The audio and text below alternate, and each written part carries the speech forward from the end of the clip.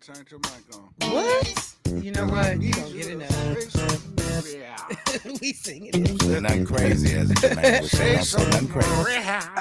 Well, go ahead. Put the, I feel like Earth, Wind, and lay Fire. the vocals down. Say something real now. Say something real now. I need you.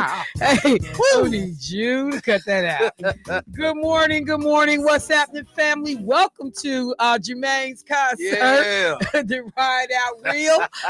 This is Michelle Bryant, though, sitting in the chair at 860 what is it? 860 AM, 106.5 FM, WNOV. You are listening to, I don't know, because Jermaine be stealing the show all the time. Say something real now. People called me at midnight last night about his antics. And like, Yeah. I'm going to need you to rein that in. In the morning. See, Wait, it was his family. Wow. I was like, I'm sorry, I don't recognize his voice.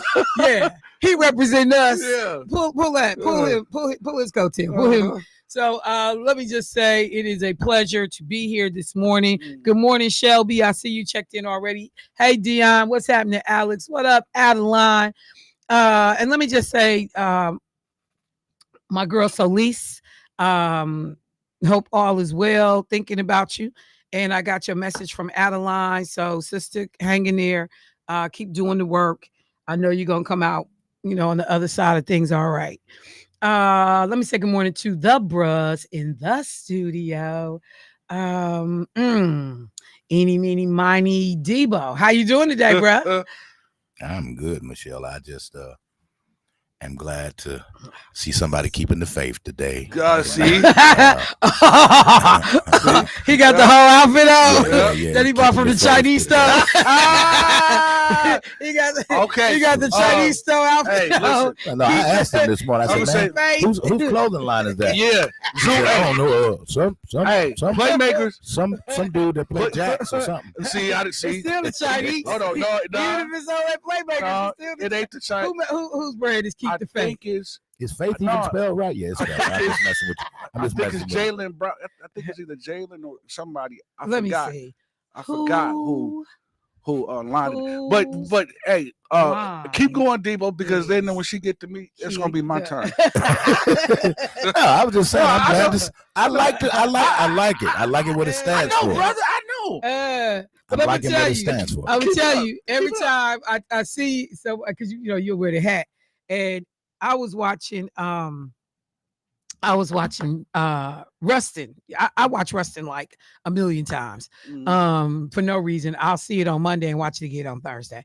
Because that whole movie just trips me out. But when Adam Clayton Powell, after he done showed his behind with Martin Luther King and everybody, and he walked out the door to about keep the faith, baby. I said, hold on, push them. Oh, he got on my nerves. That was his slogan. Keep the faith, baby. And I'm like, yeah, I got your keep the faith. Well, no, all is well. Just glad to be here another day. And that's all I got. All right. Dion, the dude, you'll say, which Dion are you talking to? Well, evidently not you. You had to ask. I'm talking to the female Dion. I ain't talking to you. Oh, bro, it's just so ridiculous. Which Dion you talking to? You could have just went with it. It could have been you. He wants you to be Pacific. Not specific. Pacific. Oh, nah. He educated. He'll get mad. He going to be like, tell Debo don't come for me. It's about the ocean. Okay, so I'm ready. He got his track ready. He literally go to his screen, Debo. He on. Hey, look, do you see what it says? I see. That's why I said Debo to go to his screen. Oh, wait, literally, I can't see.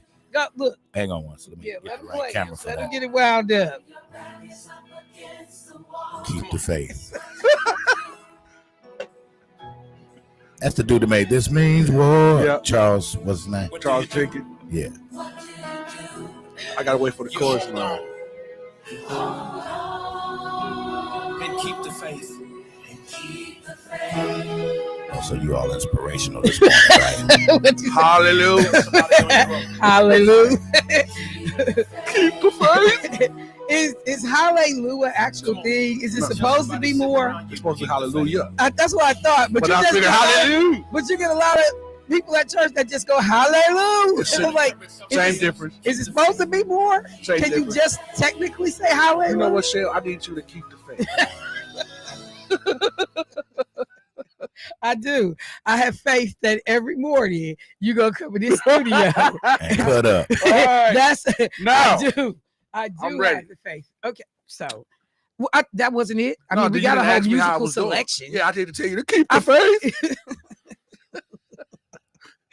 Jermaine, All right, well, you too much. Shell, You too much. respectfully, Respectfully. Michelle. You know, Here you come. First of all, before I tell Debo a whole new one. why you Jake, messing with people? Oh, You gotta no, stop with no. your revenge. No, I know. You got Revenge You is do. best served No, on the microphone. No. That's so cold. I was gonna say, isn't it cold? Yeah, that's what they say. Be an example for the kids. Okay, man. I'll be an We example. got Don't forget the kids, kids are man. I'll out be an there. example. Respectfully, I need to say hi to. Sometimes you gotta just let stuff roll off your back. You ain't always gotta respond, player. Listen, You know, silence. I respond. Can cut too. No, Yeah, I don't like it silence. can. I don't like silence. We can No, tell. no, I don't like We can silence. tell. You at home by yourself all loud. We can Yeah, tell. yelling. I mean, what? Okay. What? Respectfully, I need to say hi to JT Senior. JT Senior, how you doing? Next time you go to A&J Liquor, make sure you sign my picture that's up there. Portrait. My portrait that's up there. It's more expensive. A&J Liquor, sign that portrait, JT, and they gonna know every time you come there to give you some free Starburst. Every time you come. Starburst. Shell, it's always good to see you. Monday through Thursday. I miss you on Fridays, but no, you don't. I don't. No, you don't. Debo? Dude, why is you doing a whole like my glasses keep fogging up? See, because It's hot. It's hot in here. I'm on fire. See, I decided y'all wasn't gonna talk about my shorts no more, man. Why? My shorts was workout shorts, and that wasn't my drip. So today I put on Keep the Faith drip. That was and I not put my on my drip. $800 glasses, and I need y'all to keep the faith. What kind of glasses are those? Right here, I brought the case. I brought the receipt. Let me get the case. Let me give you the receipt first. Let me just give me the case.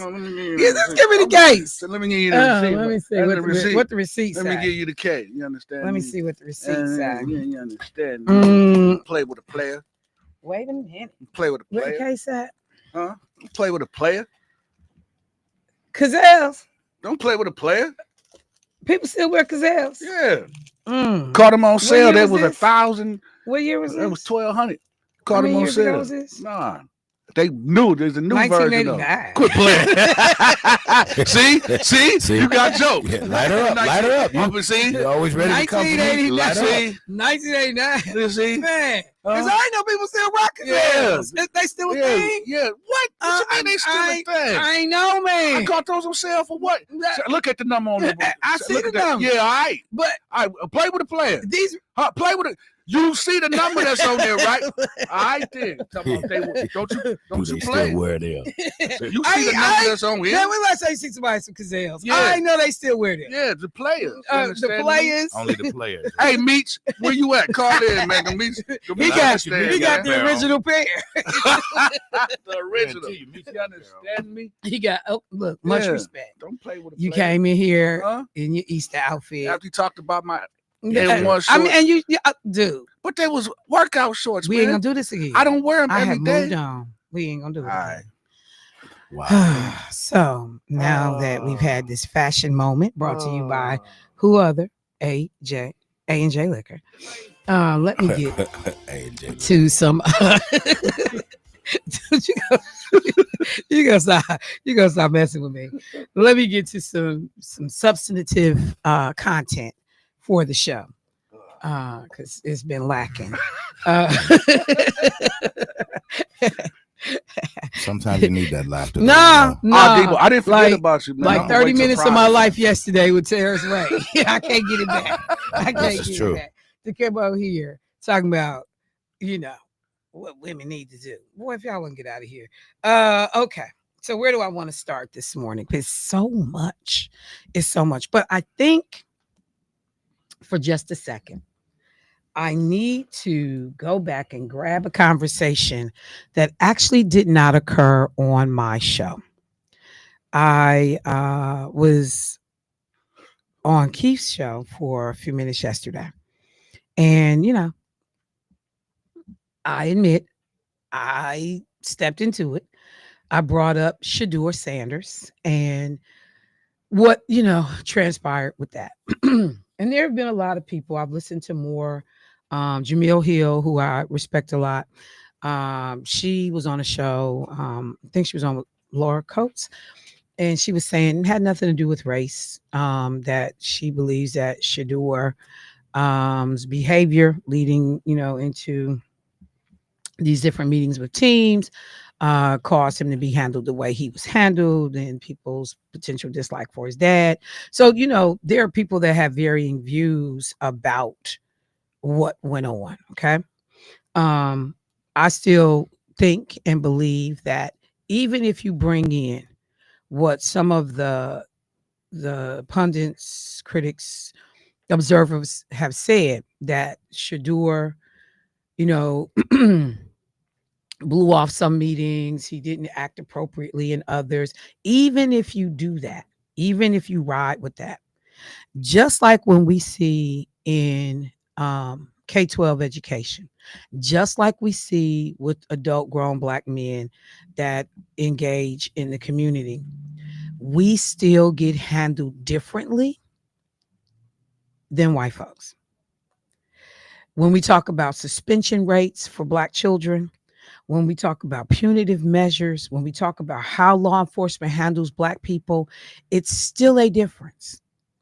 Because if anybody tries to tell me that there's never been a white young man who was being considered for the NFL, who did not exhibit certain behaviors, whether you want to say arrogance, confidence, wasn't everything that the managers thought that they should be and they should know their place.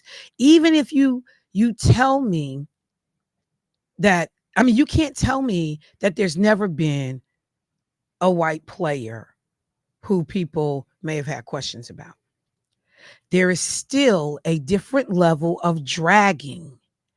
And I'm going to put you in your place. And I'm going to be excessive because the other thing is, this a young cat who can be coachable. You can pull him to the side because, see, I know what people do when they trying to, secure talent. You can pull people to the side and say, hey, this is what we hearing, this is what we seeing. I want to give you the feedback. You think about this as you proceeding forward. The other aspect, Jamil Hill said on Laura Coates, somebody said, Dr. Myers said, exactly, Johnny Manziel has been a mess and nobody cared about him. And that's a whole different that's another conversation that can add a layer to this discussion. But she also said, Jamil Hill also said that whether or not people, what was it? I just lost my thought. What did she say? I can't remember. It'll come back to me. But I took exception. Oh, she said that it's not the same as Colin Kaepernick, that there are people that have compared the two, and said Colin Kaepernick was standing up for, senseless deaths of unarmed Black people, basically, at the hands of law enforcement. And what happened to Shador, it wasn't the same thing. And I wanted to say to Jamil, I need you to think in a much broader concept, because what a lot of people are referring to is the collusion of the NFL to exact punishment. That's the comparison. Not that the issues are the same. Colin protesting, that Black Lives Matter, and Shador, worried about Shador's career. That's not the comparison, Sister Hill. The comparison is the collusion that when they decide they want to punish you, how everybody conveniently gets on the same page and they decide to block and keep you out for whatever reason they're doing it, because every team didn't have to get on that page. And so I listened respectfully, but I was like, sis, I need you to push it out even further and talk about how we all end up doing the same thing. That's the similarities to Colin Kaepernick. But the other thing, in my conversation with Keith yesterday, we talked about the HBCUs. And when I'm gonna tell you, when I left, I was not in a good place about some of Keith's comments about HBCUs, their talent pool, what these young brothers are doing, and why they're not getting drafted. Because one of the things that I said was that there has been a systematic effort to dissuade people from looking at HBCUs. We both talked about that in the beginning, because of segregation, the NFL actually brought recruiters and sent scouts to these campuses and recruited heavily from HBCUs all the way back to 1955. We can go back, and I pulled up, there's this thing called HBCU Sports. I think that's the name of the website. And I pulled up a list of every single NFL player that had come from an HBCU that had gone to the NFL. Like, I don't know, most people know there was one HBCU student who went in this round. Yeah. Who went in this draft from Alabama A&M. Yeah. One person. But when I looked at the numbers, because I started compiling some of the data, and I think I had saw like Grambling had sent like 103 people to the NFL. Yeah. FAMU, another crazy number of brothers, NFL, Southern. And these numbers were good up until like early 2000s. 1999, 2000. Then you start to see where schools was getting 6 and 7 players going to the league. It started dropping off to 2 or 3. Yeah. Then it got to 1. Then it got to none. 2024, not a single HBCU athlete got selected to go to the NFL. Statistically, it's impossible to say that there was not one single player at an HBCU that was good enough to go to the NFL. Yeah. It's not even possible statistically. Yeah.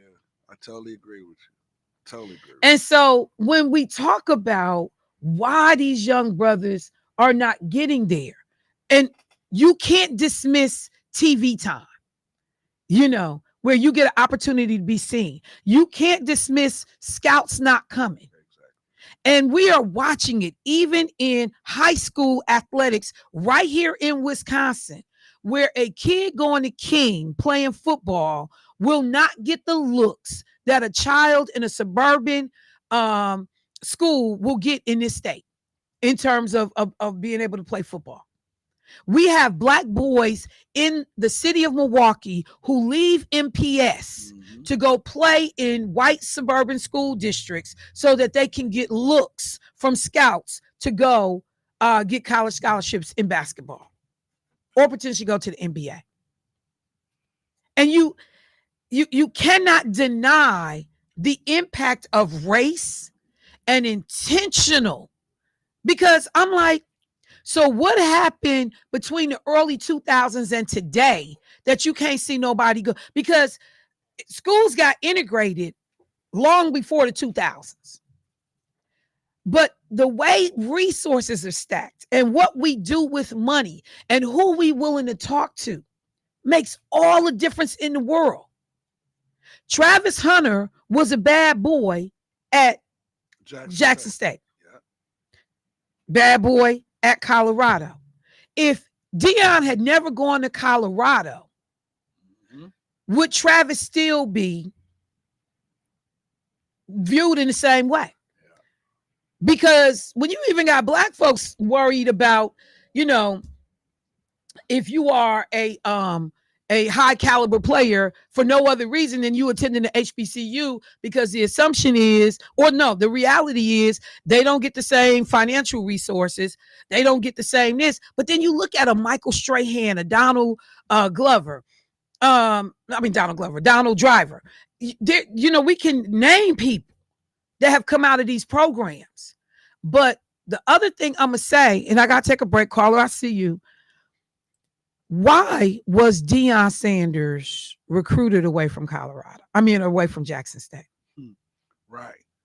Why? Right. Why? That's a great question. Because these Big Ten, the Power Five, come on, say it. the Big 12, come on, say it. They could not have these black men, particularly black former NFL players, high profile black men, going to these HBCUs because Travis follows Deion to Jackson State. High caliber, high quality players will follow Michael Vick, will follow these brothers to HBCUs. So I'm going to siphon brothers off, and I'm going to give you a deal that's so good you can't turn it down. And then, you know, with the backdrop and promise of maybe the NFL will take you seriously as a coach. So I'm also going to do what I can to stop black men from returning to HBCUs to coach, because a lot of them black players that these Big Ten, Power 5 schools depend on might show up somewhere else. And if scouts literally did look at HBCUs, those kids would go play there.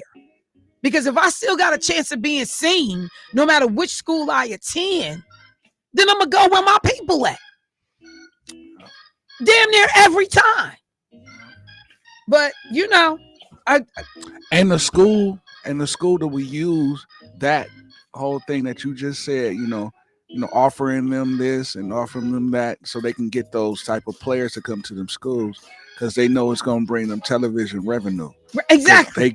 So they pretty much using them. So like the Browns getting ready to have looks just because Shador on the team. They on Hard Knocks now. Even if Shador don't start, people kept watching the NFL draft because they wanted, after what you said, I think I heard other people say it, after the second round, people stopped watching. Yeah. And people stayed glued to the TV to see what was going to happen with their young brother. And on top of that, now HBO Hard Knocks is going to be in Cleveland all preseason, off season. So that's money making for the team, for HBO, everything. That it's all the marketing strategy. And you know, so when Rep Myers was talking about, Dr. Myers was talking about the what's the $40 million, what is it? It's basically like calling the NFL a plantation. You got 70%, 80%, well 70%, 75% of the players is black. The owners, the coaches, white. All these people are white, and the fan base. Yeah. You know, so you don't get to remove race. You don't get to remove the intentional slighting of HBCUs because they don't want these kids to go to HBCUs. And if the kids figure out you're not going to scout me, you're not going to look for me, that same incredibly talented child goes to a white school, not because you better resource always, but because I can't get a look, a serious look to be considered for the NFL. Yeah. And it's a recent phenomenon. Yeah. I got to take a break. I'll be right back.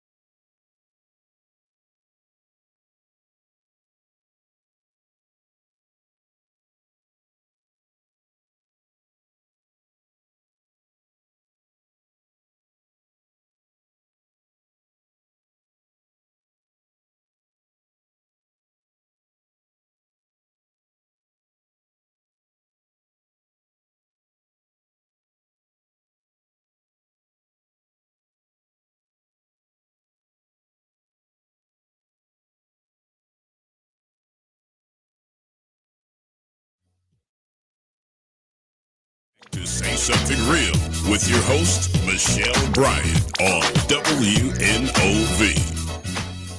All right, folks, welcome back to the show. Taking a second just to talk about, still the residual from the Shador Sanders situation with the NFL.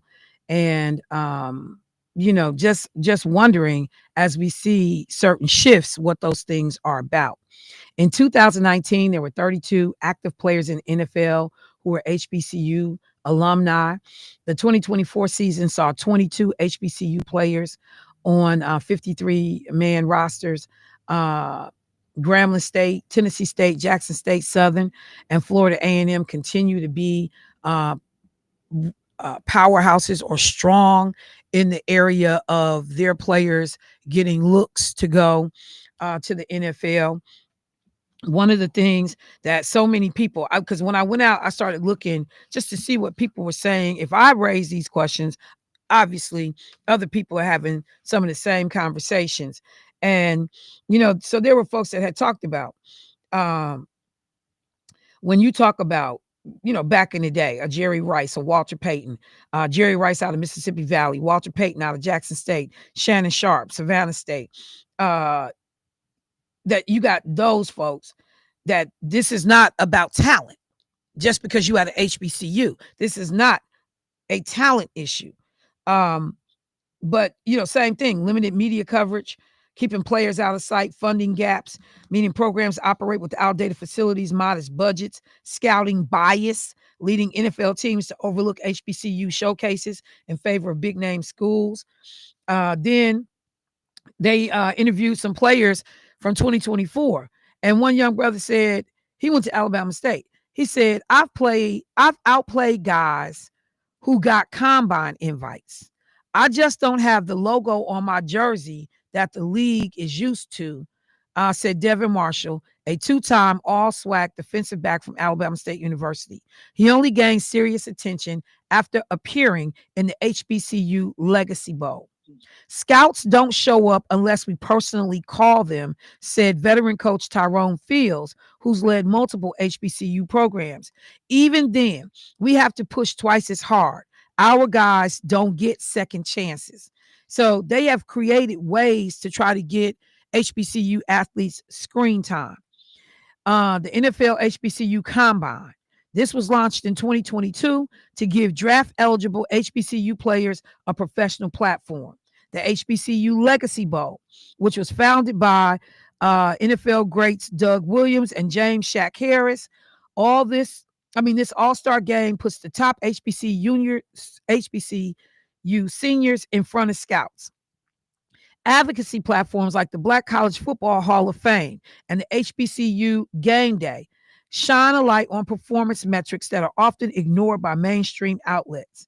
An NFL executive, Troy Vincent, an HBCU graduate himself, said it this way: this isn't about charity. It's about recognizing excellence that's already there.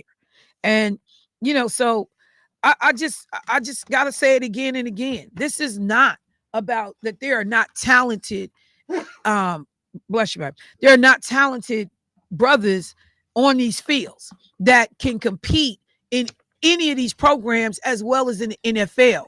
Some of this, not all, but some of this is systematically being done to keep the Big Ten, to keep most of these Big Ten schools, they got predominantly white attendance, somewhere in the neighborhood of 80 to 85%. The majority of their people of color are on athletic teams. So we bringing you Negroes in to help build these schools programs. We putting butts in seats because of predominantly black players on the field. But a lot of them bros, if you got an opportunity to get a serious look in the NFL, and you can still be around your people and go to schools where, the teachers give a damn that you on campus. You not just going, you graduate.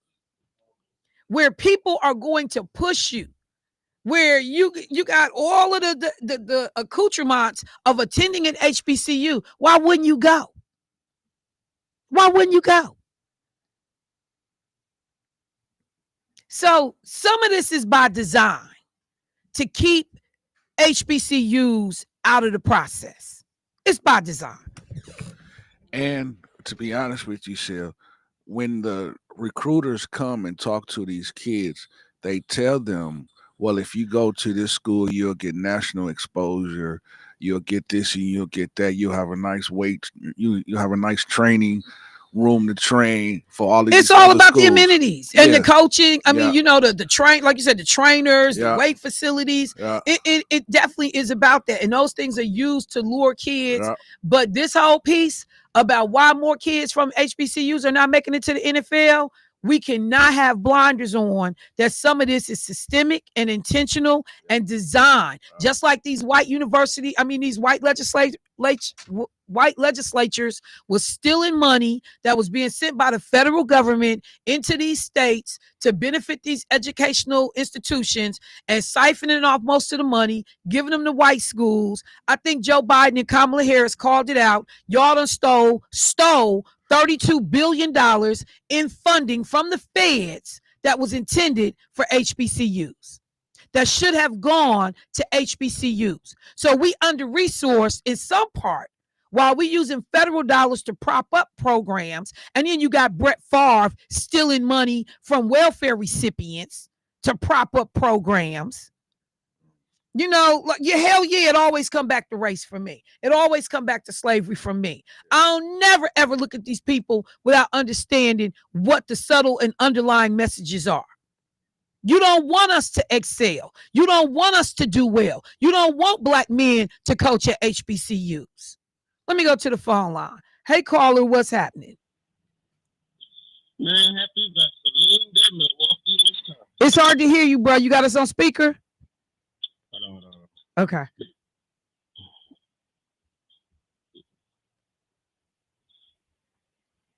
I said, happy Vaseline Day, Milwaukee, Wisconsin. What's happening, fam? How you doing today? Man, I got a couple of things. Okay. We ain't gonna talk about Tim Tebow when he had his knee down. Exactly. Yeah, we ain't gonna talk about that part when Tim Tebow did it years before Kaepernick did it. But it was all okay. It was all okay. Yeah.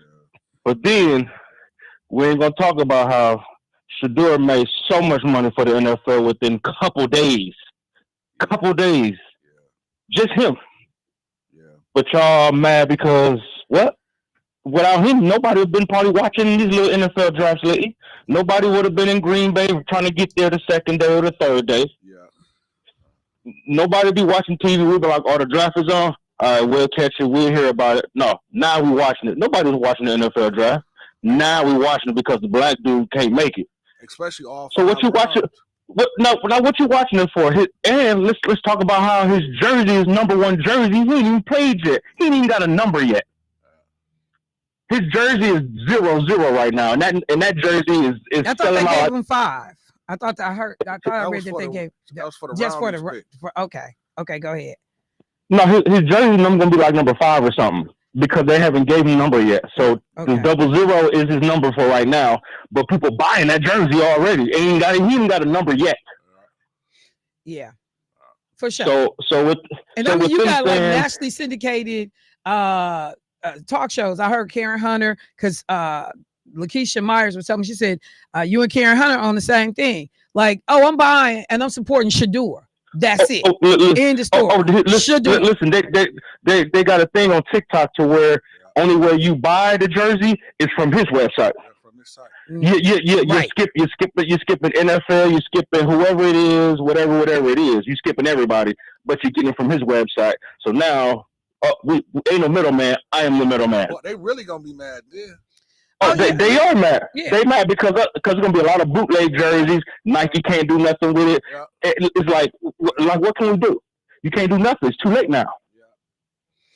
And guess what? I'm going to get me some blenders in a couple weeks, and I can't wait to put them on the blenders. I got Dion jersey. I got the Dion shoes. I'm gonna have me a blender. They're gonna be like, "Is that Dion?" No, that ain't Dion. That ain't Dion. But I'm just like it. Look, we gonna be right there with you. Right there with you. Such a good idea. So glad you said it. Let me get them glasses, fam. Yeah. Hey, you understand me? Let me get them glasses. Hey, guess what? I can't see without my real glasses. I put some blenders on. I'm gonna try to see what them joints are. I'm on the website right now. I'm on the website. I'm gonna look good, but I ain't might not be able to. I'm gonna tear up something, but I'm gonna Might have not them be able on. to see where you're going. Yeah, no, I'm getting the sun. I'm blocking the haters from the sun. Ooh, That's it. Yeah. Say that part. Yeah. Say that part. That's right. And I catch a happy Vaseline. They put them on your elbows and your knees because they're gonna be ashy. I holler. All right. Thank you, bro. I appreciate it. All right, y'all. Let me take a second and because since we're talking about the oh, and Keisha sent me the name of that book. Where is it? $40 million Spaces is the name of the book. And it talks about, some of the things we're raising along the issues of race and power, privilege, all of that in relationship to the NFL. But since we're talking about, pipelines and plantations and, what people do, there was a story that I caught that's a follow-up to a story that happened earlier probably about 3 weeks ago. Video has surfaced from a juvenile detention center in California, in which it's called Los Padrinos. And in this juvenile facility, probation officers and correction officers were orchestrating gladiator fights between the juveniles. What? Between the period of, I think it was like a 6-month window from July of 2023 to December of 2023, they held 69 fights that involved 143 children ranging in ages from 12 to 18 years old. These children were predominantly Black and brown, and these probation officers, these correction officers, they were using these fights to discipline kids that they thought were too much, or to control other kids. So you beat up Jermaine, you get extra TV time, you get extra privileges. Somebody videotaped it and they leaked it to the media. And they were playing it last night on media outlets because 30 officers and correction officers, probation officers have now been charged. Good. 30. I saw where AFSCME, who is the union that represents these officers, came out and said, basically, we don't want nothing bad to happen to kids, but we're going to do everything we can to protect and stand by our members. And I'm looking at AFSCME like, you should be quiet. You should reserve your comments right now publicly. Go ahead and do what you need to do behind the scenes, but don't come out as the union saying we're going to be supporting our members when your members are caught on video. It ain't hard to see. It's the Rodney King beating, the Derek Chauvin knee on the neck for the whole world to see. See, that's the part about unions that also piss me off, because people will be wrong and you'll stand up and say, we're here to support our member. I don't support wrong. I don't support dirt. I don't care if it's my son or it's another kid in the community. If my son is wrong, I'm going to say my son is wrong. And I'm going to reserve comment until we figure it out one way or the other. So when I saw AFSCME's statement, I was like, are y'all kidding me right now? Because the videos are clear as day. And this is the thing. These folks knew video was running. So if this is what you're willing to do when the video is running, what you doing when when you in areas that don't have video coverage? The video shows one of the clips that I saw, a teen falling to the ground after sustaining punches and kicks from multiple others. The video shows officers inside standing nearby and watching, and they appear to be occasionally laughing and shaking hands with the assailants as the fights continue. The officers don't step in, they don't intervene, they don't protect these young people. And I just thought about, again, how we discipline, how we handle Black boys and girls. We're going to teach Shador a lesson, so we're going to publicly humiliate him. We're going to drag him. Then we're going to find some Negroes to support what we say. Black kids, this mother that was interviewed as a part of this story out of LA said, my son is an honor roll student. He was running with the wrong crowd, this one particular situation, and got caught up. What he did wasn't anything, over the top, but law enforcement escalated it. And this boy ends up being put in juvie. He's a smaller kid. He's one of the children in the video that they got bigger kids beating on this boy. They beat him until he received concussions. He lost teeth. He was bruised. Wow. Once the video surfaces, guess who ain't in jail no more? Wow. So whatever you did to be in juvie, after the video surfaces of you being beat down, his mother, when you listen to her, nice home, all of the trappings of what you say a parent was looking like, they was doing everything to keep their kid on the straight and narrow. And she said, kids have moments when they do silly kid stuff. You running with some people. But this boy is on track to go to college. Now he's in a facility to deal with his medical injuries because the injuries he sustained were so bad. They got to figure out how to fix this boy's mouth. He now may have neurological damage from the concussions. And these grown people, correctional officers, probation officers, was sitting there orchestrating. And that's just what we saw for 6 months. We don't know what else is going on in these facilities. But see, they send people to these institutions. They send our children. We've heard all of the language, all of the jargon, pipeline to prison. And they look at test scores from kids in the 3rd grade to figure out how many prison beds they're going to need in the future.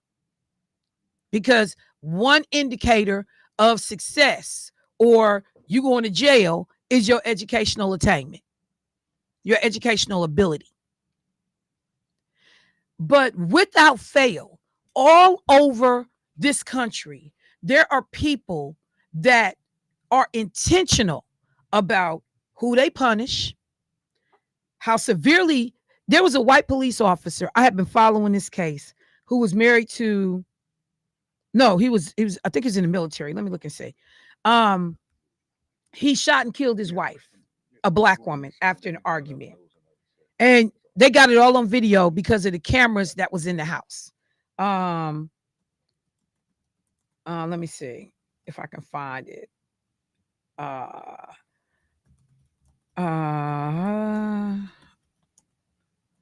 They have home security. And so there is cameras all in their house. She was having they was having a birthday party. Him and her get into it. They get into it so bad that the neighbors take the children out of the house. You see him go get his gun and load his gun. I saw that. And he chases her up the stairs in that house. And you hear them gunshots. He killed that woman. The jury came back. And instead of convicting him of murder charges, they convicted him of manslaughter, which means he can get only up to a maximum of 20 years. He hasn't been sentenced yet. Had he been convicted of first-degree murder, he would have got, 20 minimum to life. But in the way it was charged, so let that have been a black man who intentionally kills his white wife, and tell me what the charges would have been. That's why I say, and I'm going to say over and over again, whatever additional stuff you believe about Shador and his behavior, the level of punishment that they chose to exact on this young man and humiliation and embarrassment was excessive. It was excessive. We can provide example. People have been sending me, and a lot of y'all saw it, Peyton Manning's video from when he got drafted, and how pissed off they was during that process. And his daddy openly talking about what we ain't and we are gonna do. It's all out there. What did I say? Ryan Coogler makes the movie Sinners. He negotiates a deal so that he can get ownership rights in 25 years of the film. Oh, it's the end of the industry. It was a bad thing. Blah, blah, blah. But Quentin Tarantino can do it. Mel Gibson can do it. But when the black man do it, the entertainment industry gonna fall apart. Y'all gonna stop making excuses for these people treating us differently and messing over us. I gotta take a break. I'll be right back.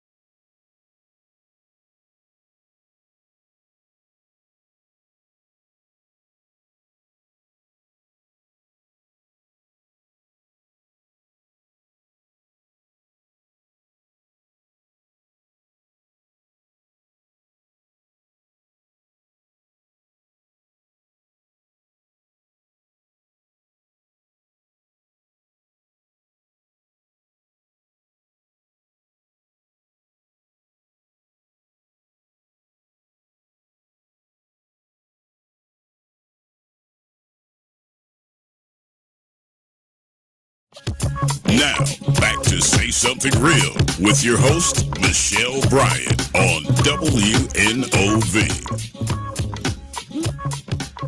All right, family, welcome back to the show. So I went and found the story that I had referenced. Somebody said, Michelle, what's the story?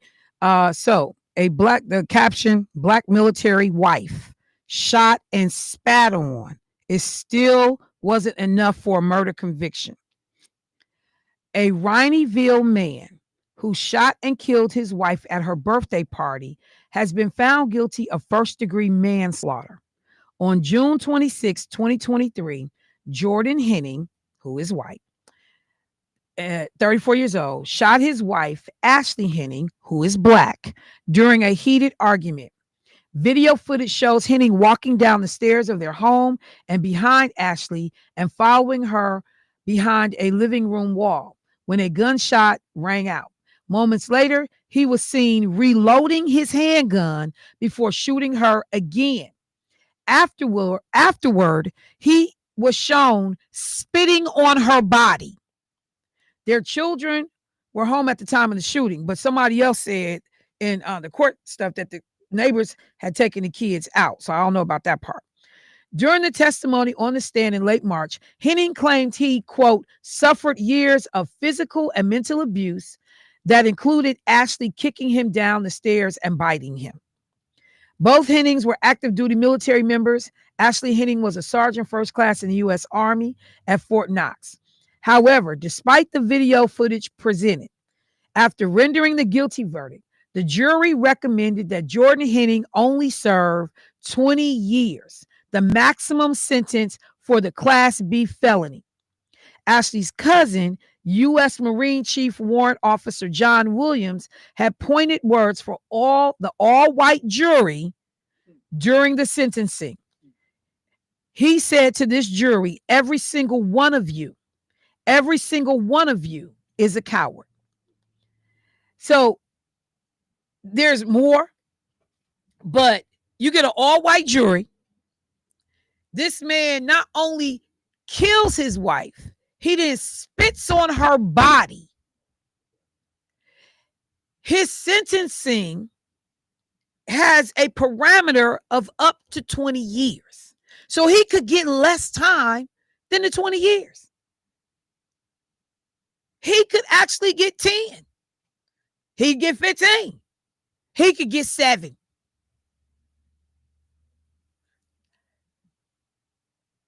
You reload and shoot and kill this woman. You reload. You can see it on the video. So I'm just saying, talk to me about differential treatment in how you gonna break a black person because they too cocky. You don't like the way they did an interview. You don't like the way they did something. I'm just saying. And since I'm saying, let me go global because I haven't left the country in a while. I have not used my passport at all.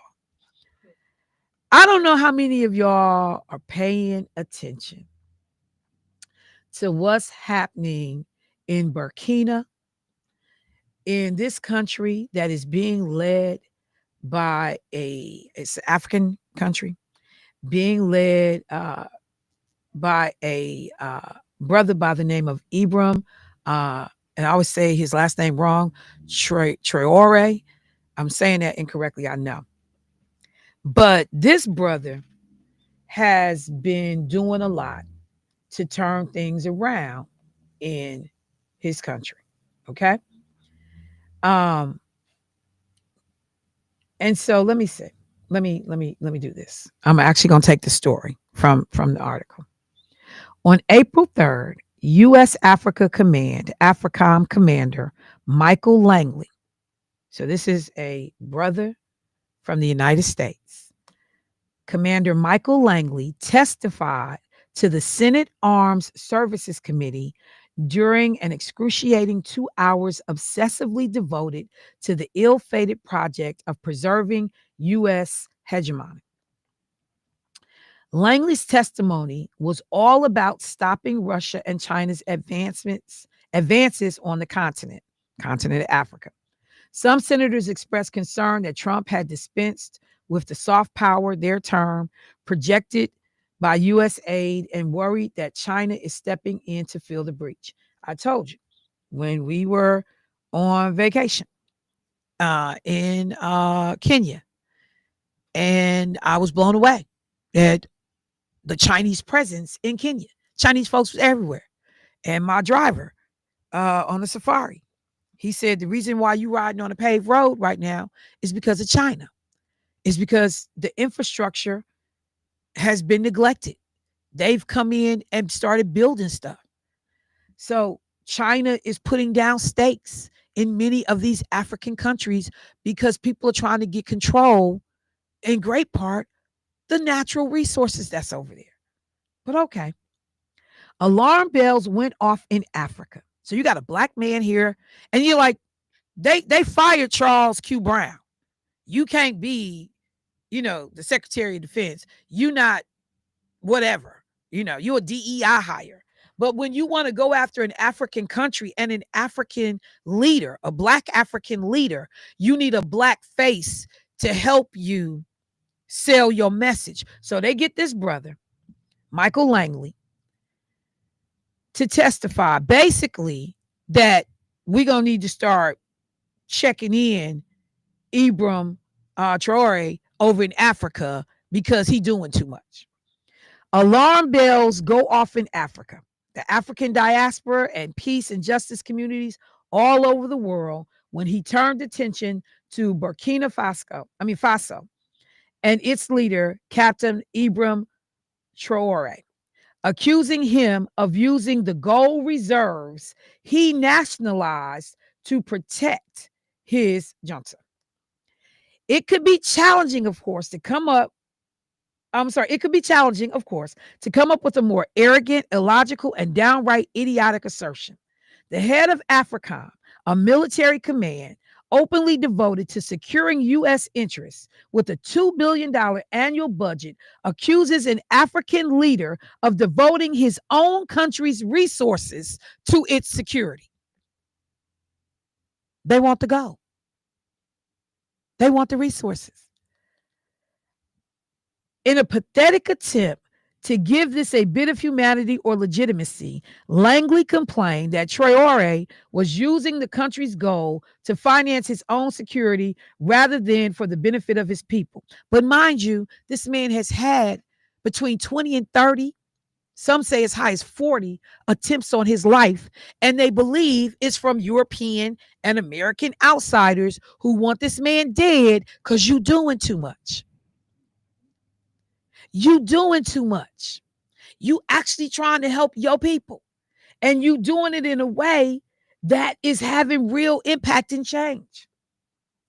Since mid-April, a slew of social media posts have reported that the Burkina Faso diaspora, particularly in France, have been protesting and demanding that Captain Traore step down, accusing him of being a dictator, with some even calling for his arrest. None of these posts are conclusively evidenced, and their scale, sometimes described as hundreds or a small group, varies across reports. No major news outlets seem to have reported such protests, whether real or not, but they're a classic element in the Western regime's change playbook.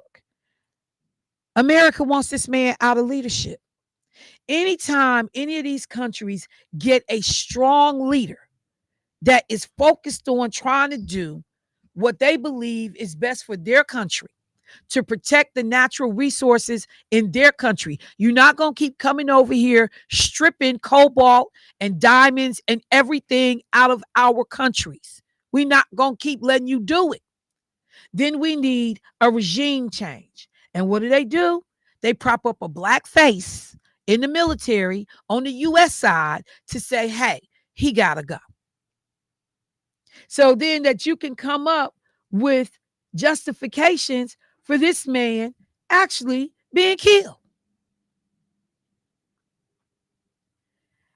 His crimes, what the U.S. and all these people, European nations, where everybody, He has nationalized much of the country's gold reserves. He has nationalized the country's gold reserves. In November 2023, he approved the construction of the Burkina Faso's first refinery to process gold domestically, halting the export of unrefined gold to Europe and advancing the industrialization skills development needed to create a prosperous domestic economy and lift the Burkina people out of imperialistic economy traps. He suspended export permits for small-scale private gold production to combat illicit trade, such as smuggling, and to regulate the gold sector. He renegotiated mining contracts with foreign corporations, demanding greater percentages of ore extracted and favoring local participation, again, developing skills needed for a complex, prosperous domestic economy. He prioritized local processing in other sectors, such as agriculture and cotton. He established 2 tomato processing plants and a second cotton processing plant, alongside the national support for cotton processing, artisanal cotton processing, to enhance local value addition and further reduce reliance on exporting raw materials. In a broader push for economic autonomy, he invested in agriculture to achieve food self-sufficiency, providing farmers with modern machinery and improved seeds, leading to a 2024 harvest of nearly 6 million tons of cereal. He expelled French military forces from Burkina Faso in January 2023. He announced the termination of a 2018 defense agreement with France, giving French forces 1 month to get out of our country. This followed public protests demanding their departure. They'd been stationed in the country for over 10 years to combat quote unquote jihadist insurgencies, which had only gotten worse. By February 2023, French forces had withdrawn, marking the end of their failed Operation Sabre. He established military sovereignty and diversification of military partnerships, including partnerships with Russia. Upon assuming the presidency, he announced that he would continue to live on his army captain's salary. So you ain't gonna say I'm stealing. You ain't gonna say this is about money. I'm living on my army captain's salary. He appealed to the Pan-Africanist ideals of Burkina's revolutionary leader, Thomas Sankara, who served as its president from 1983 to 87 before he was assassinated in a French-backed coup d'etat. He erected a new statue of Sankara on the site where he was assassinated. So they don't like this brother because you coming in and you building up this country, you making them self-sufficient, you cutting off all of these deals that have not benefited your people, and you are figuring out, what does Donald Trump say? Bring manufacturing back to the U.S. Make America great again. Get our workers working. He's doing the same thing for his country. But the United States and some of these other European countries are going to try to figure out how they can say this man is a threat. And we're going to have to get rid of him.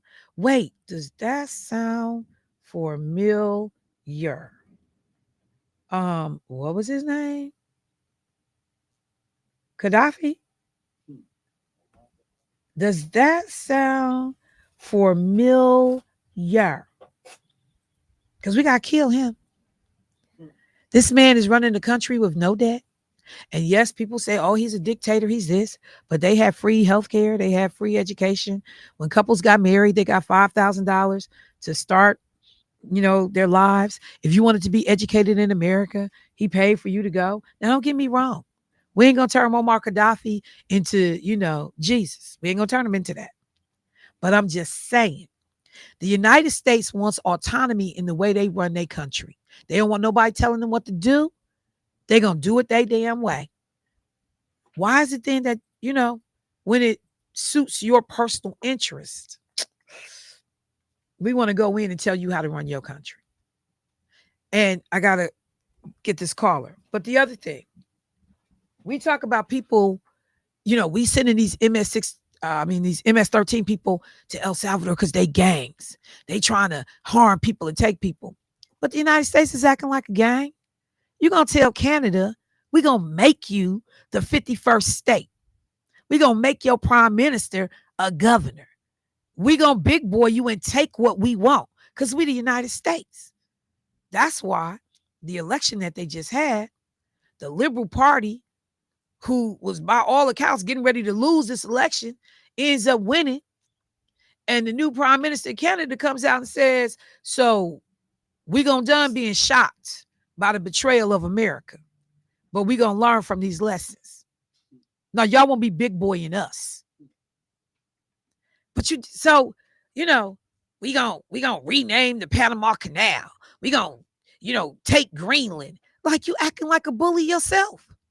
See, it's always easy to see other people's dirt and not see your own. But we see you. The overwhelming majority of Black people, we see you. Indigenous people, we see you. Mexicans, we see you.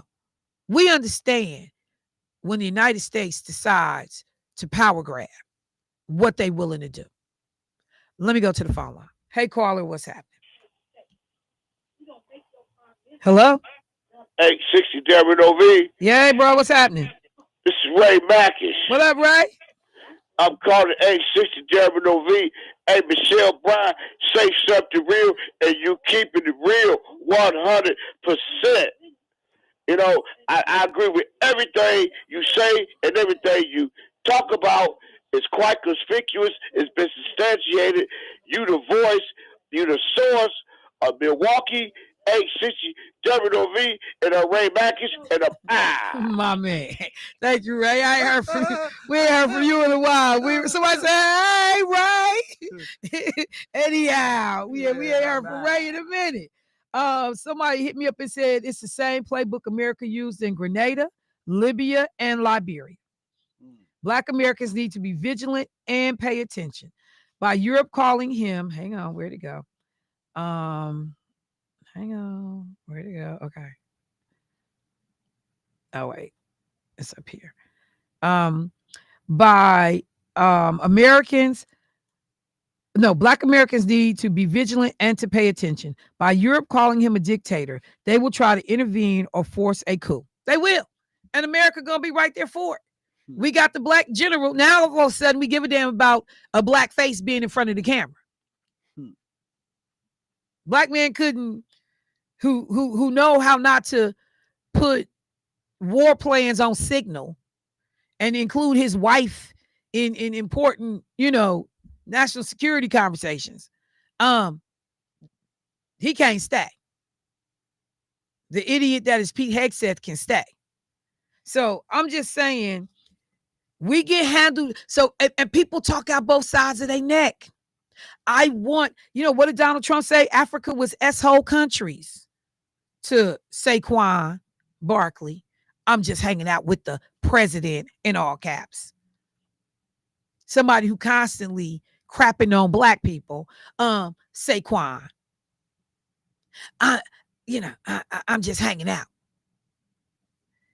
So here's a country that understands their value and their worth.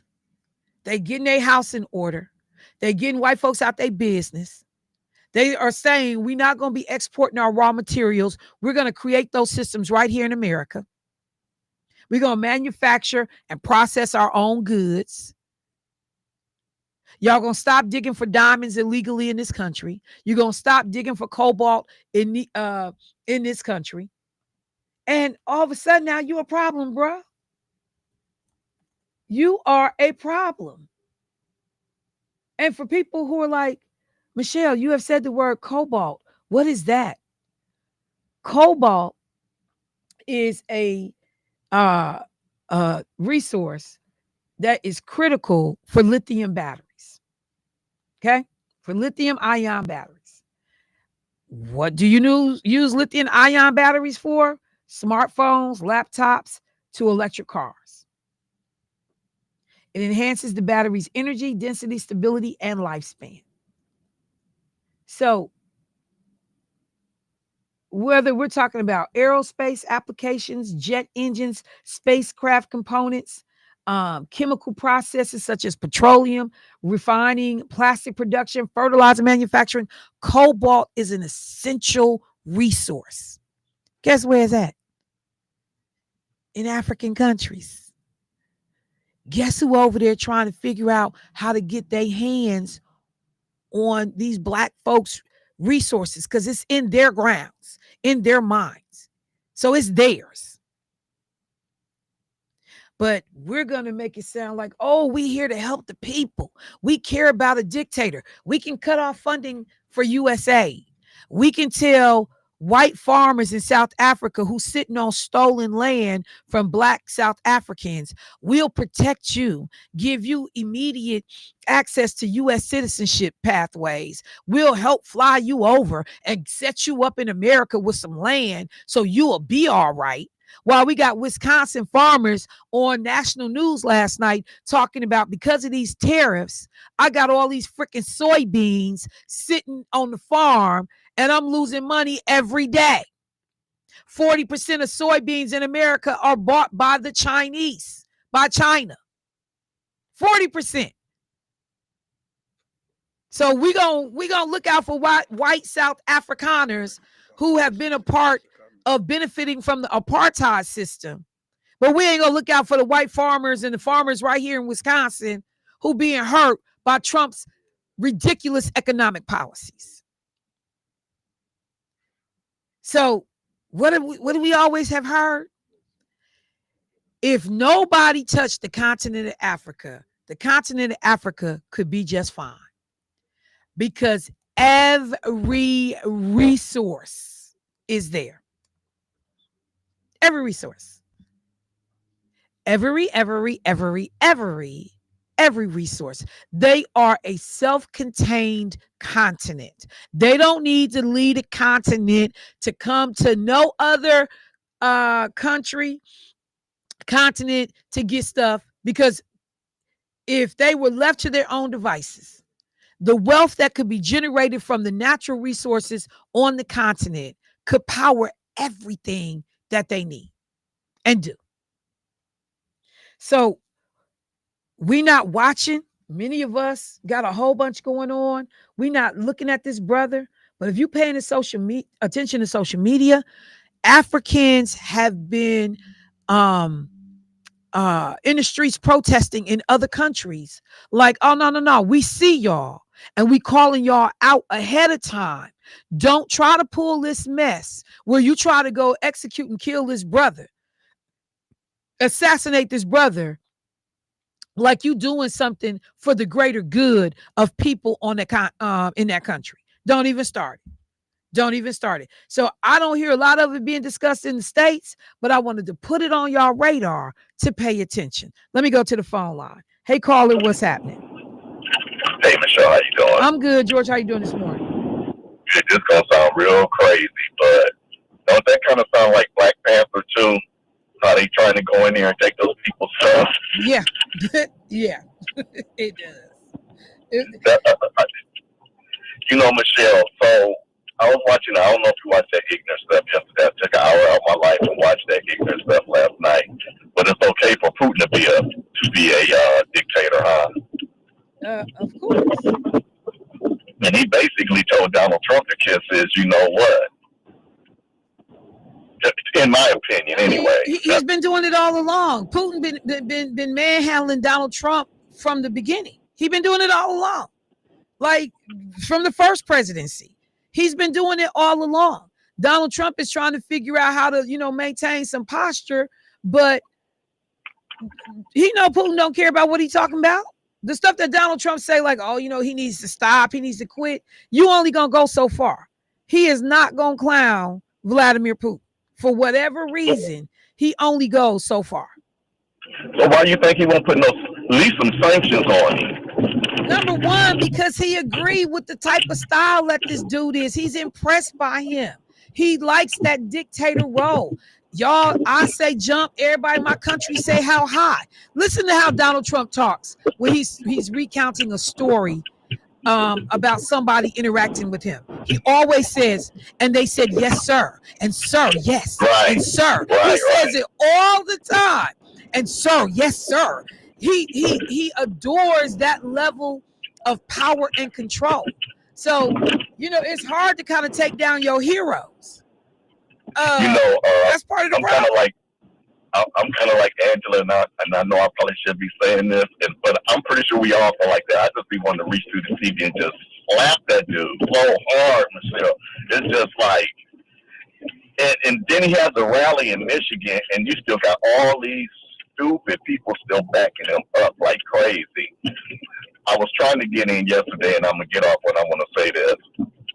If you are so concerned about these Mexicans and all these other people in the country and all these Arabs getting these stores, why don't you and your player buddies get y'all funds together and buy up all these little corner stores, and then y'all can be the people that's taking care of the inner city, since you can so concerned about, what did he say yesterday, about the tariffs that we already paying? Right. So if you don't want that, why don't you and your buddies, because you're supposed to be a Mac player, supposed to have all this money, at least that's what you said on the radio, why don't y'all go in here and buy up these stores, and then y'all start feeding the community?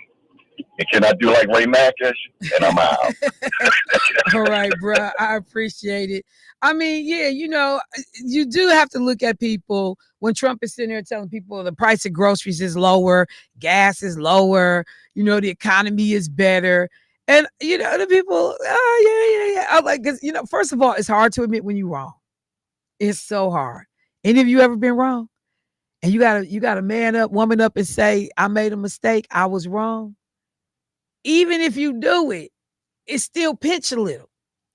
It's a whole bunch of people that they know that this dude is moving in a way that's reckless, irresponsible, and quite frankly, illegal, even when it comes to deportations. I can want you out of the country, but I need to follow the process. Because the minute we stop becoming a nation of rules, laws, and process, this whole thing falls apart. And we become like some of these other countries around the world that we look at sideways, and like, man, what's going on?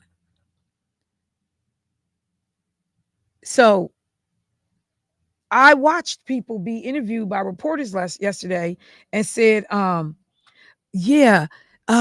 would vote for him again. Yeah, I'd put him back in office. I think he's on the right track.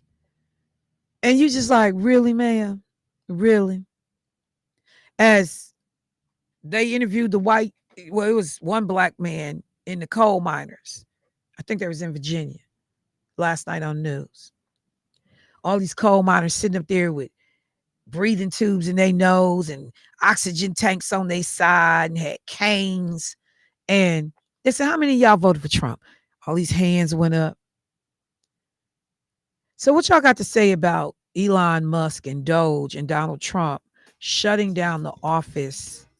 It's called NIOSH, that does all of the investigations for black lung. And that y'all now have minors that are 30, 32 years old dying of black lung. My grandfather had black lung, working in the coal mines. I got to go to break. But right now, this building in which these doctors and scientists and workers were getting the information and processing chest x-rays, lung x-rays, to be able to let miners know about their safety working in these mines.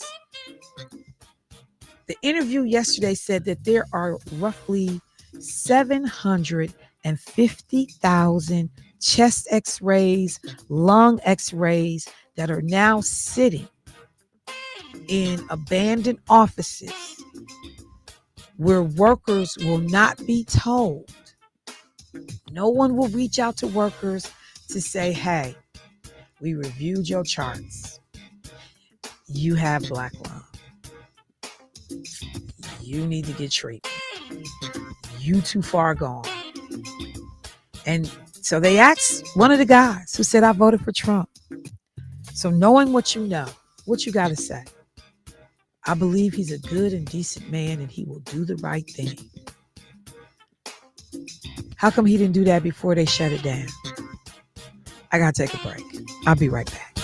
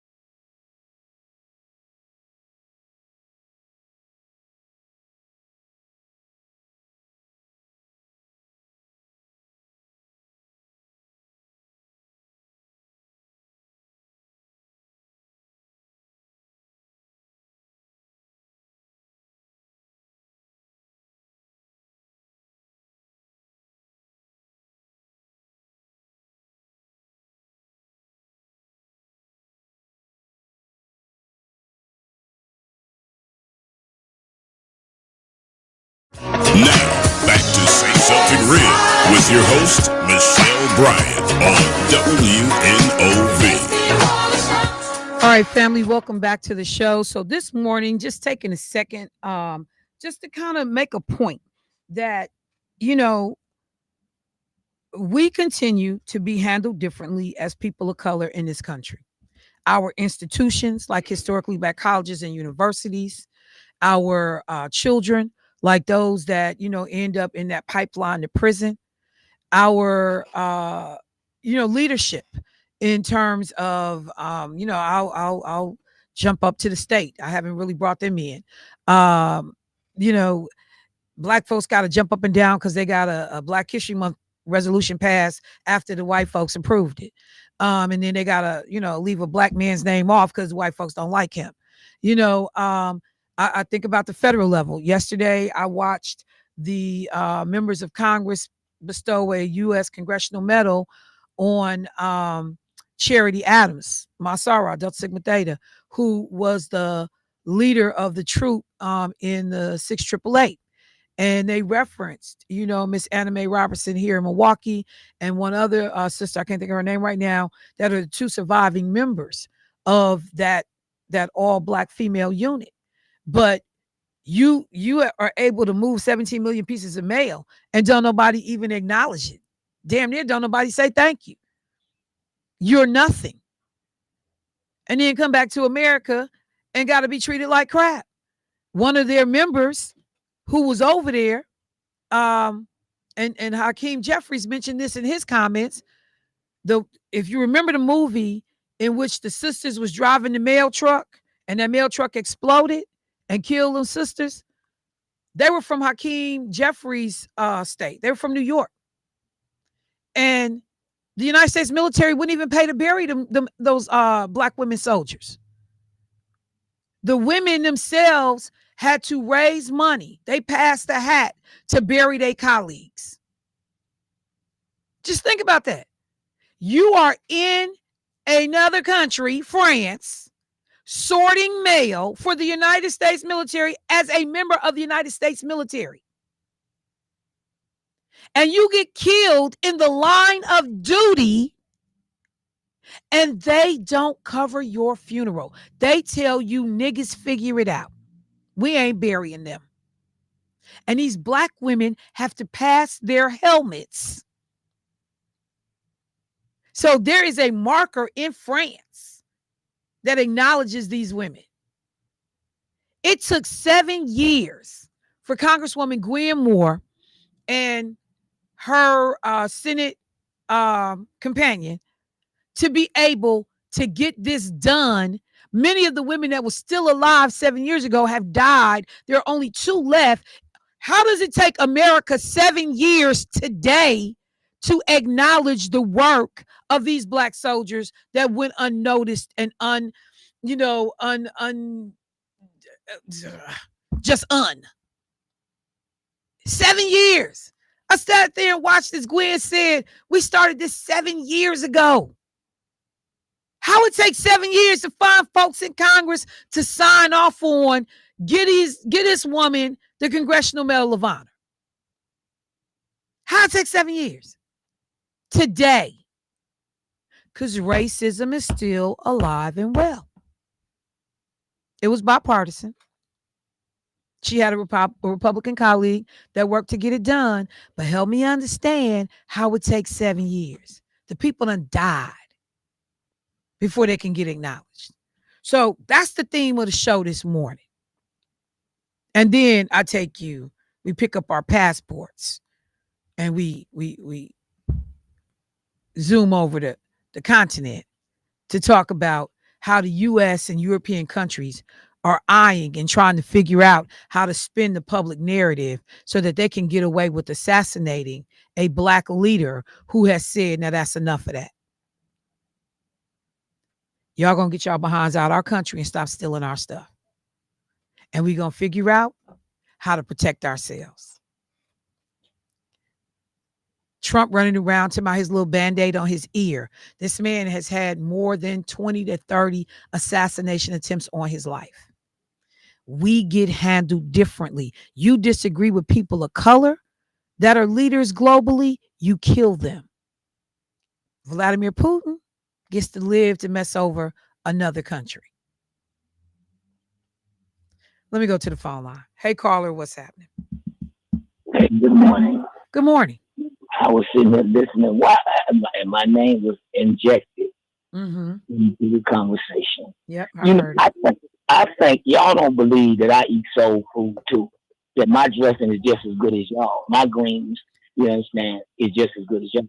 Y'all, you people that call in there is forgetting that my soul food, I eat the same kind of soul food. My grandmama cooked it. It's not about soul food, bro. It's about policy.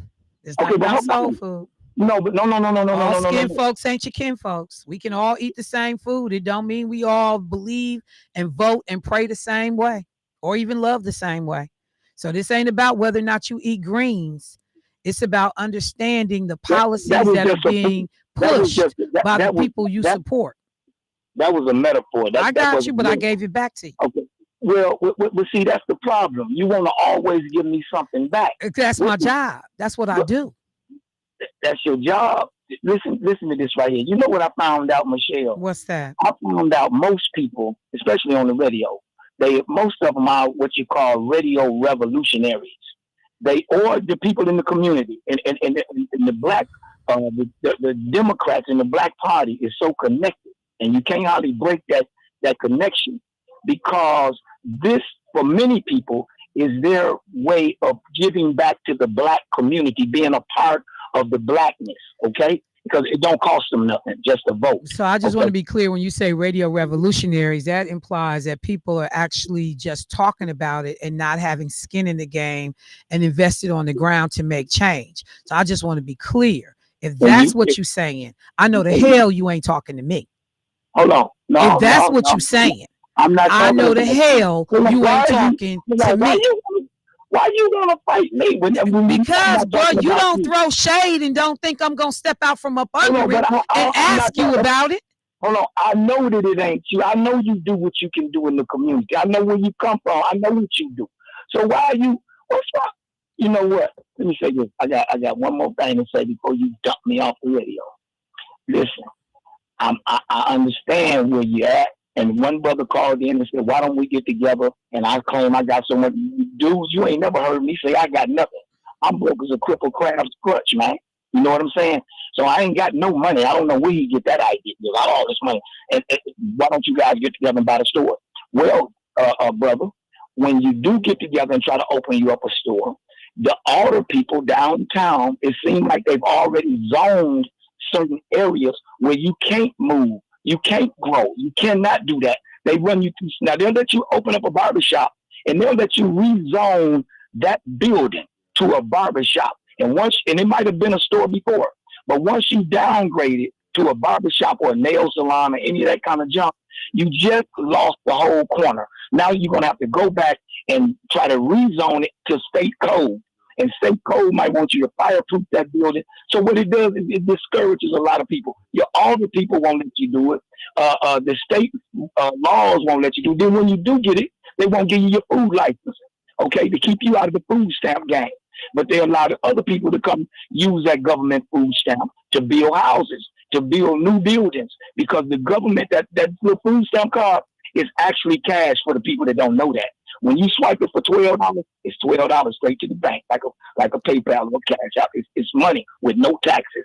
They won't give you your food license. They'll let you sell some little Twizzlers and some little packaged goods. But when it comes down to your food license, being able to get that card thing, you won't do it. They won't do it. They won't zone you to do that. And you know, these aldermen that we got, they're following in the same footpath as the last. Willie Hines really was the puppet. And they're following his regime. Keep us out of here. Keep us down. And so, George, you got the right idea, but it's not that simple, brother, because the people downtown is running it. And if you think I'm not a brother, then get in trouble, Negro, and have to call on somebody. And if I'm there, I'm going to reach for you and save you. So you guys need to stop all of this Republican Democrat mess when it comes down to brotherhood. Okay. But I mean, Meech, that's all you run with, fam. That's what your show was about. When you call and host a town hall, it's about Republicans. You cloak yourself in it and they money, and then you get mad when somebody connects you to them. How does that work? No. Listen to this right here. You said connect me with them. Who are you connected with, darling? Make no mistake. Everybody knows I tell people I'm a card carrying member of the Democratic Party. That don't stop me from criticizing them, no. That don't stop me from calling out BS. That don't stop me from calling out elected officials that's Democrats that I think is on some nonsense. You can call them out. You can call them out all you want to. I don't hear you do none of that. Hold on, sister.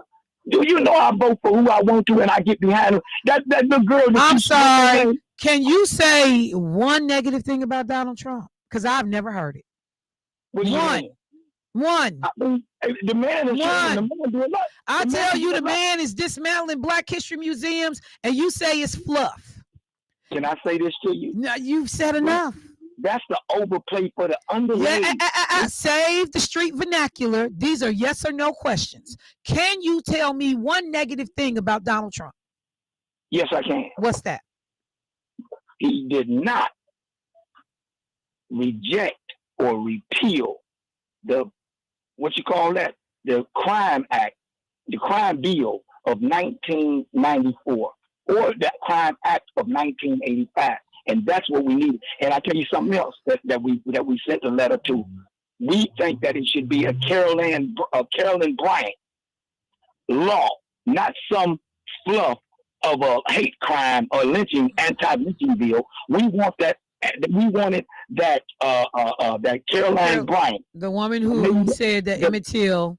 Correct. Right. There should be a law on that. That's the law we want. And me and others have sent that. I talked to Garrett when he was there, the girl's brother-in-law. Listen to this here. I'm not just talking. I'm trying to get things done. And I'm going to tell you something else. We're going to have a meeting because the Republican Party owes us for that 20% of the Black vote. And if we don't ask for nothing or get in line to get something, that's 20%. Because they ain't had 20% of the Black vote since whenever. Okay? So we do something.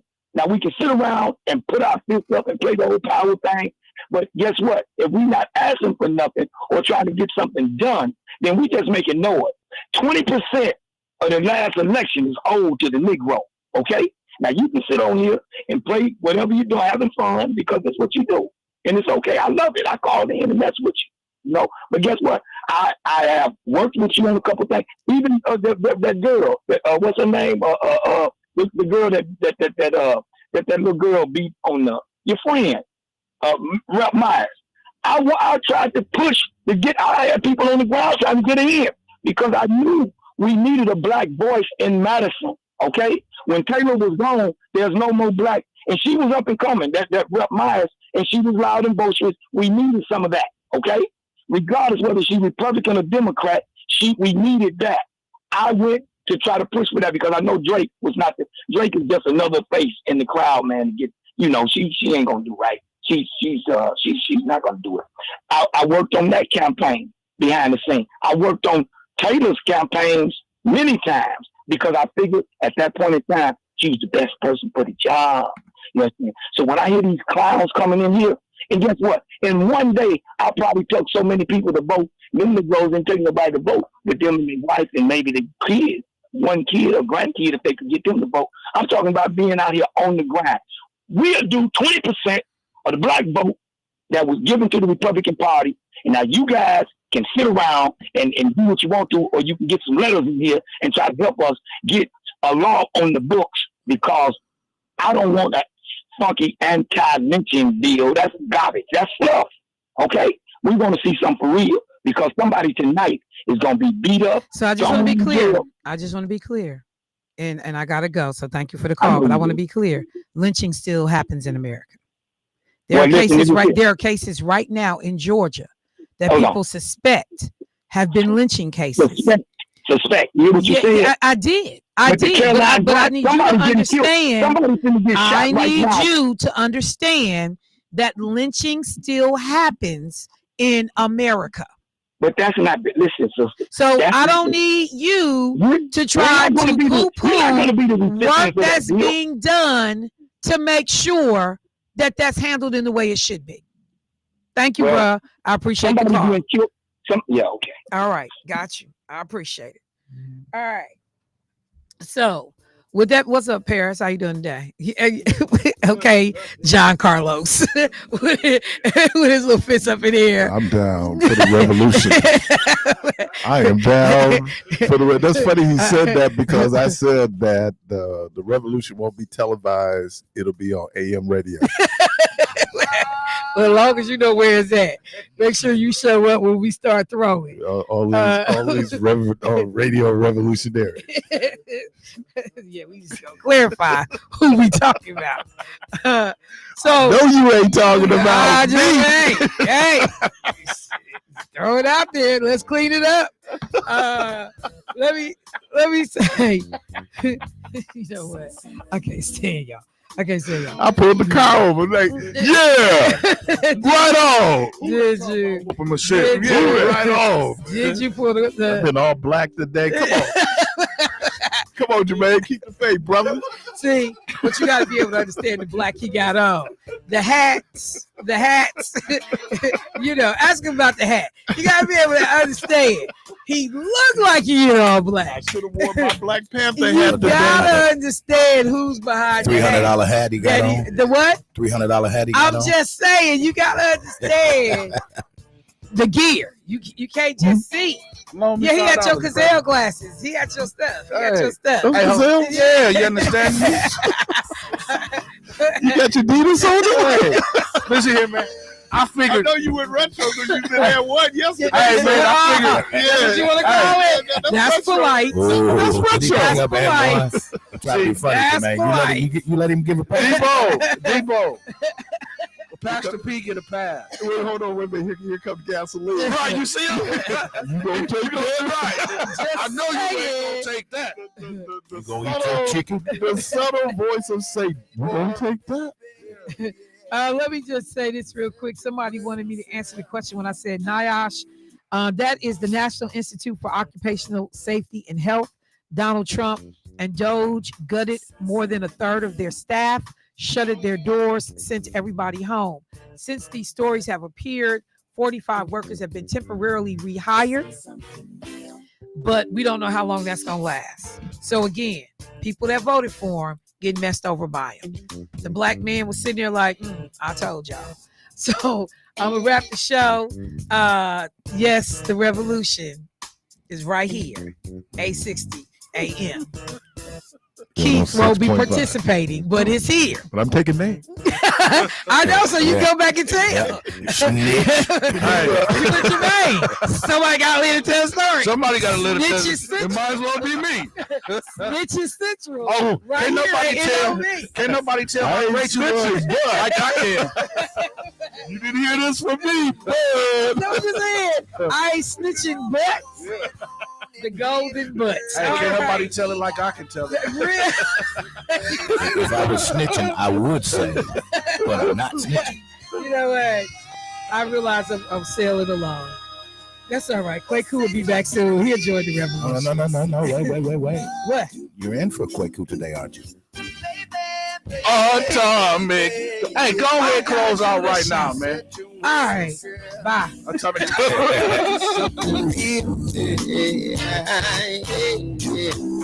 Well, like soldiers.